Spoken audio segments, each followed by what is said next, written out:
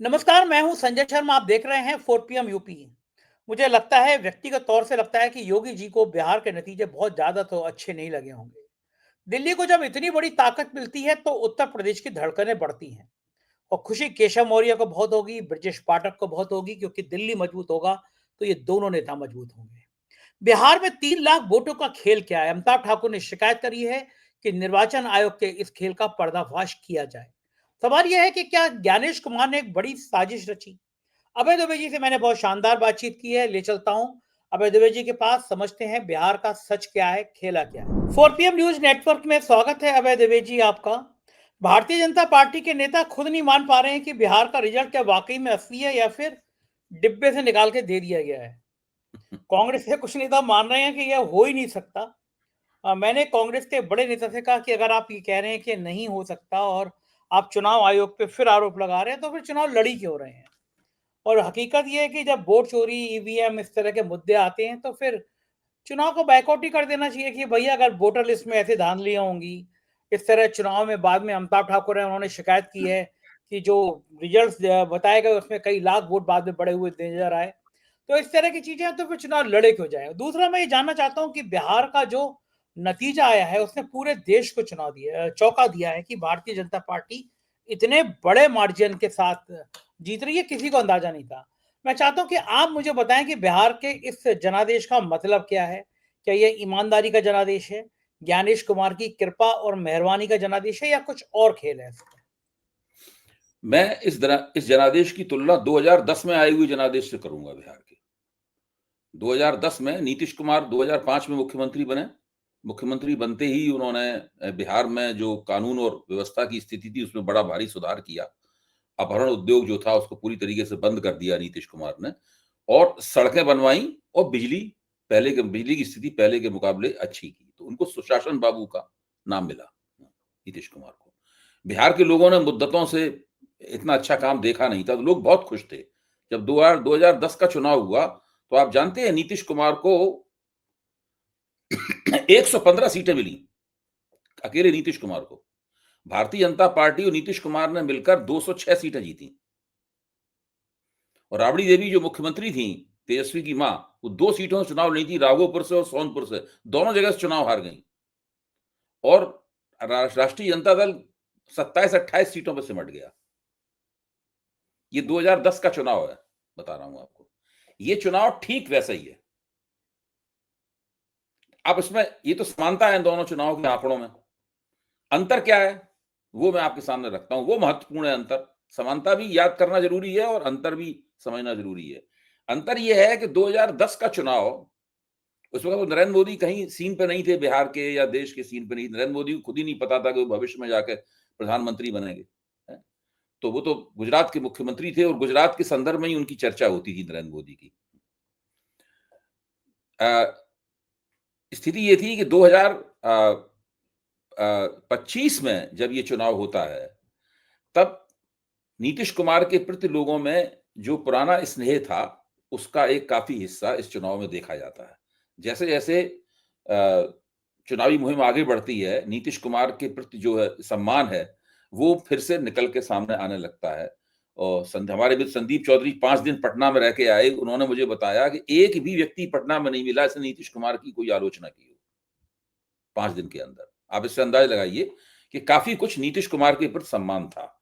तो इसका सीधा मतलब था कि जो जनता दल यूनाइटेड है, वो वापसी करने जा रहा है। उसके खिलाफ कोई, जनता दल यूनाइटेड के खिलाफ कोई बड़ी लहर नहीं है, ये साफ हो गया था उसमें।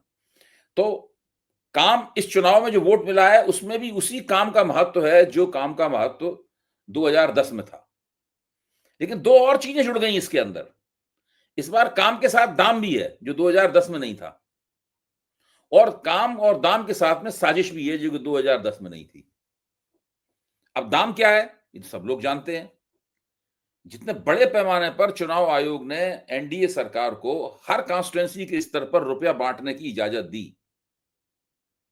आप सोचिए, ये केवल 10,000 रुपए तक महिलाओं को देने वाली बात नहीं है। 11 तारीख को आखिरी वोट पड़ा था, 10 तारीख तक वृद्धा पेंशन जो है वो जा रहा था लोग, महिलाओं के अकाउंट में। 10,000 की भी कई किस्तें गई। कांग्रेस ने एक आंकड़ा प्रकाशित किया है कि प्रत्येक निर्वाचन क्षेत्र में कितना रुपया जो है ना एक बांटा गया है बहुत बड़े पैमाने पर। ये चुनाव आयोग ने ये होने दिया। उसके बाद चुनाव आयोग ने भारतीय जनता पार्टी को इतनी छूट दी कि भारतीय जनता पार्टी ने पूरे देश से करीब 50 लाख जो बिहारी बाहर थे, उनको वो ट्रेनों में और बसों में लाद के बिहार लाई। हर बिहारी के ऊपर उसने 4,000 रुपया औसतन खर्च किया। तो कम से कम 250-300 करोड़ रुपया जो है भारतीय जनता पार्टी ने बिहार के बाहर से लाखों वोटरों को लाने पे खर्च किया।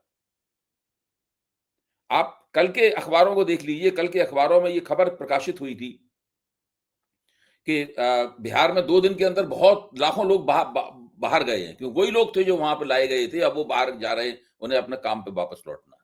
तो इतना बड़ा वोटों का प्रबंधन, जो आप वोट प्रतिशत बहुत बढ़ा हुआ देखते हैं, वो यही है। 2020 के चुनाव में ऐसे कोई फिनोमेना हमें नहीं दिखाई पड़ा था कि बाहर से लोग इतने बड़े पैमाने पे आ गए वोट डाल रहे।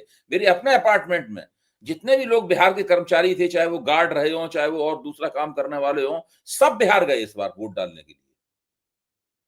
और दिल्ली से बिहार जाना एक गरीब आदमी के लिए आसान काम नहीं है, साल में एक दफा जाता है केवल।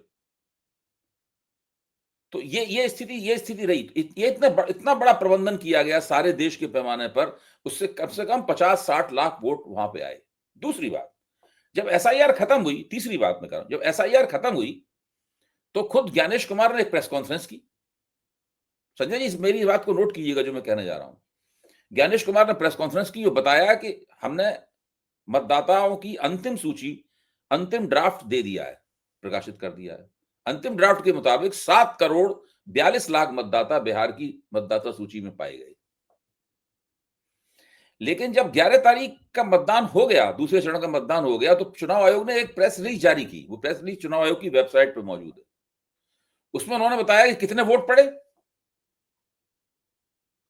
तो जो वोट पड़े, तो वोट जो है वो 7 करोड़ 45 लाख हो गए। तो 3 लाख वोट कैसे बढ़ गए? अभी कुछ दिन तो हुए हैं वोट एसआईआर खत्म हुए हुए। इतने दिनों में जादू की तरह 3 लाख वोट बढ़ गए। अब आप सोचिए, 3 लाख वोट जो है ना, है 3 लाख वोट को अगर आप कितनी अगर 10-10 हजार वोट जो है ना, है वोट बांटे जाए, तो कितने कितने निर्वाचन क्षेत्रों को 10,000 वोट प्रभावित कर सकते हैं। मतलब 30-40 निर्वाचन क्षेत्र जीतने की गारंटी तो भारतीय जनता पार्टी 3 लाख वोटों से ही कर सकती है। अच्छा, अब आप आइए वोटिंग प्रतिशत के ऊपर। 2020 में जो जितना वोट मिला था राष्ट्रीय जनता दल को, आरजेडी को, उतना ही वोट इस बार मिला, लेकिन 40 सीटें कम हो गई। वोट उतना ही मिला है, तकरीबन 23% वोट मिला था, इस बार 22.8% वोट मिला, 0.2% का फर्क है केवल, लेकिन 40 सीटें कम हो गई। तो मैं ये बता रहा हूं कि चुनाव अभी भी टक्कर का ही था, आप देखो ना, क्योंकि सबसे ज्यादा वोट आरजेडी को ही मिला है अभी भी। पूरा आरजेडी, नीतीश कुमार की पार्टी, जेडीयू और भाजपा के बीच में 1-1, 2-2 फीसदी का फर्क है। भाई भाजपा को 18-19 फीसदी, आरजेडी को, जनता दल यूनाइटेड को 18-19 फीसदी वोट मिला है, भाजपा को 20-21 फीसदी वोट मिला है, आरजेडी को 22-23 फीसदी वोट मिला है। बस ये है तीनों बड़ी पार्टियों का खेल। और उसमें आप देखिए सीटों में कितना फर्क है। वही फर्क आप देखते हैं वहां पर 2010 में से। तो बिहार का जो चुनावी स्ट्रक्चर है वो क्या है, उसमें कॉम्बिनेशंस हैं।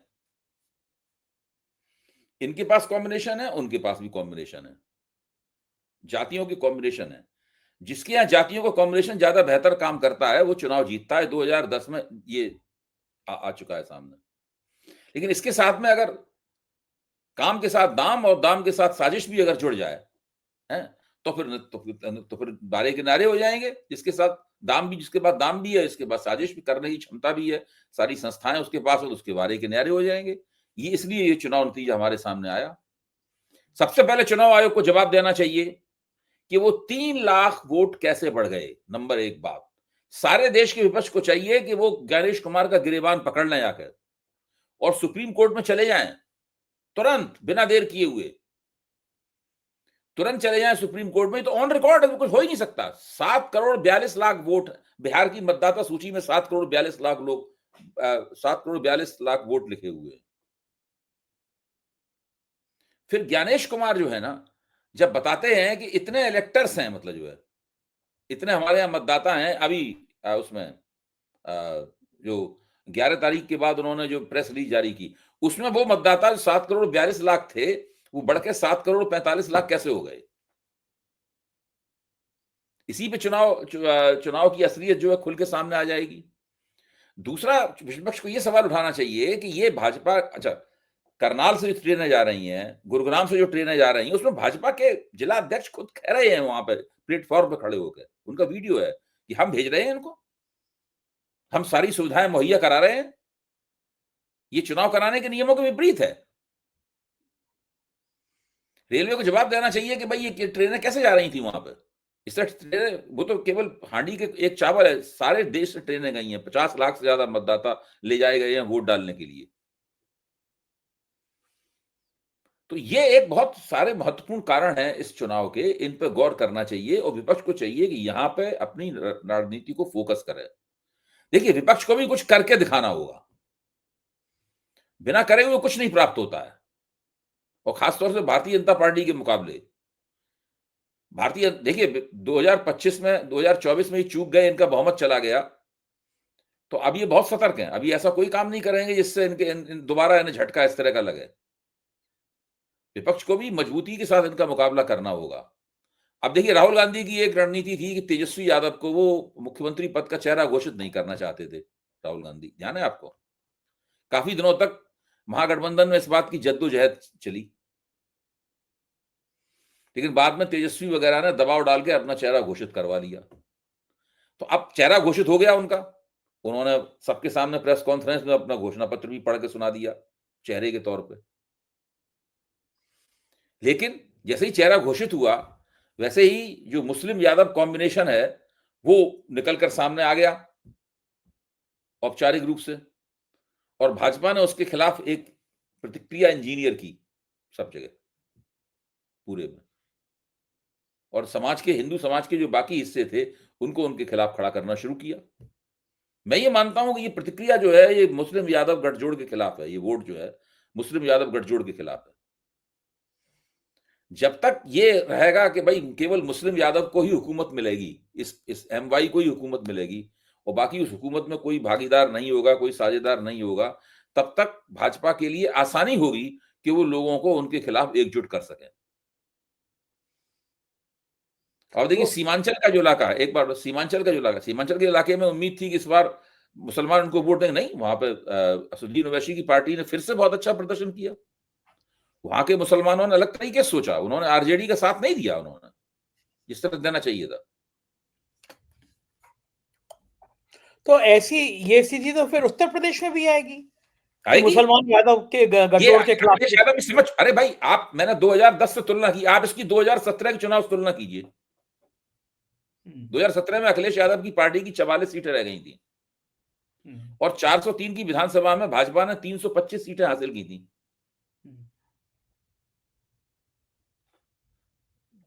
तीन चौथाई बहुमत हासिल किया था भाजपा ने उसमें। ये बिल्कुल वैसा ही चुनाव, ये भी वाला भी चुनाव है। वहां भी क्या था कि जो समाजवादी पार्टी का मुस्लिम यादव कॉम्बिनेशन है, उसके बाहर उसे कुछ नहीं मिला। मुसलमानों यादवों ने वोट किया, बस हार गए सब तरफ, बुरी तरह हार गए। जब तक मुस्लिम यादव के साथ में आप समाज के दूसरे हिस्सों को नहीं जोड़ेंगे और ये ठोस आश्वासन देंगे कि सत्ता अगर मिलेगी तो सबको हिस्सा मिलेगा, केवल मुसलमान यादव की ही सत्ता नहीं होगी। ये लोकसभा चुनाव में अखिलेश यादव ये आश्वासन देने में सफल रहे थे, यहां तक उन्होंने 5 यादवों को छोड़कर टिकट नहीं दिए दूसरों को। आप खुद ही सोचिए, 5 यादव को छोड़कर टिकट नहीं दिए। अब वो पीडीए कहते हैं, पीडीए बहुत अच्छी बात है, लेकिन पीडीए के नाम पे अगर वो पीडीए के नाम पे अगर वाईडीए हो गया, सोचिए आप, यादव दलित अल्पसंख्यक हो गया, पीडीए की जगह वाईडीए हो गया, तो फिर नहीं मिलेगा कुछ भी। पीडीए जब आप कहते हैं तो पीडीए दिखना चाहिए। अब बिहार में क्या हुआ, 7 अति पिछड़ा सम्मेलन किए कांग्रेस ने, अनिल जयहिंद के नेतृत्व में 7 अधपिछड़ा सम्मेलन किए गए। एक अधपिछड़े को उप मुख्यमंत्री के चेहरे के रूप में घोषित भी किया गया, मुकेश सैनी को। लेकिन जब कांग्रेस को टिकट बांटने का नंबर आया, तो उसे देना चाहिए था कि 15 टिकट देना चाहिए था अधपिछड़ों को, उन्होंने 5 टिकट दिए केवल। और राहुल गांधी ने टिकट बांटने की प्रक्रिया में कोई भाग नहीं लिया, वो विदेश घूमने चले गए।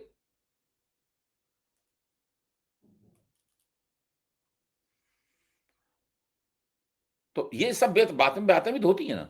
हाँ, ये सब बिल्कुल होती है चर्चा, राजनीति में तो ये चर्चाएं बहुत होती हैं। लेकिन जो आपने जिन साजिशों का, जिन धन बल का, जिन बाहुबल का जिक्र किया, वो तो बीजेपी हर हालत में करेगी और पैसा खर्च करेगी। बंगाल तो उनके लिए बिल्कुल सबसे भयंकर है। बंगाल में तो इससे दुगना पैसा खर्च किया जाएगा ममता बनर्जी को निपटाने के लिए। तो माना जाए कि अब अगला निशाना बंगाल इसी तरह होगा। बंगाल में निश्चित यही रूप धन से बल। अगला निशाना बंगाल है, लेकिन मैं समझता हूं कि ममता बनर्जी ही केवल किसी एक क्षेत्र की नेता नहीं है। वो केवल मुस्लिम यादव जैसा एक इलाके की नेता नहीं है। वो ममता बनर्जी का आधार बहुत है। देखिए, तेजस्वी यादव ने तो 2000 आरजेडी ने तो 2015 के बाद कोई चुनाव नहीं जीता है, हर चुनाव हार रहे हैं। ममता बनर्जी तो हर चुनाव जीत रही हैं।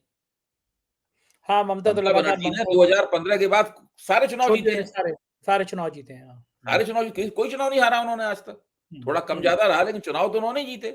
चुनाव जीते। हाँ, तो वो इन्होंने एक भी चुनाव नहीं, दोनों में बहुत फर्क है। वो ममता बनर्जी अभी भी अपनी सत्ता बचा सकती हैं वहां पर, हालांकि मुश्किल होगा इस बार उनके लिए, लेकिन सत्ता हाँ, अभी भी बचा चुनाव आयोग सकती तो इसी तरह की भूमिका अदा करेगा। चुनाव आयोग तो एक तरफा रहेगा ही रहेगा। है। वो वो क्यों ममता छोड़ेगा? बनर्जी वहां पे देखिए, तृणमूल कांग्रेस के पास ज्यादा बड़ा कार्यकर्ता आधार है, बीजेपी से बड़ा कार्यकर्ता आधार है तृणमूल कांग्रेस के पास। और पिछले विधानसभा चुनाव में जिस तरह ममता बनर्जी ने और लोकसभा में धुनाई की थी बीजेपी की, उसके बाद में टीएमसी के कार्यकर्ता भी बीजेपी में जाने के लिए अब तैयार नहीं है। पहले तो बीजेपी में जाने की लाइन लग गई थी वहां पर। हाँ, भगदड़ मच गई थी सारी। हाँ, अब कोई नहीं जाना चाहता बीजेपी में। लेकिन एक चीज है अभय जी, इस बिहार के नतीजे के बाद एक मायूसी तो है ही है। एक मायूसी इंडिया गठबंधन के नेताओं में है। उनको लग रहा है कि अब चुनाव मोदी के मुकाबले, अमित शाह के मुकाबले चुनाव जीता नहीं जा सकता। एक डिप्रेशन का भाव तो आ ही गया। मतलब वो जो कार्यकर्ताओं में उत्साह देखिए, खत्म होने वाली मुझे नहीं बात वो तो लगता आ कि ही अगर वो गया। डिप्रेशन है तो उनको रहना चाहिए। देखिए, अब मैं इसका विश्लेषण कर सकता हूं, आप इसका विश्लेषण कर सकते हैं, हम समझ सकते। देखिए, हर प्रदेश अलग अलग तरह का है। बिहार में भारतीय जनता पार्टी कभी भी एक ऐसी पार्टी नहीं बन पाई आज तक जो अकेले दम पे चुनाव जीत सके। उत्तर प्रदेश में वो अकेले दम पे चुनाव जीतने की स्थिति में है। हाँ, बिल्कुल है। हाँ, लेकिन बिहार में नहीं है। बिहार में उसको नीतीश कुमार की जरूरत पड़ती है।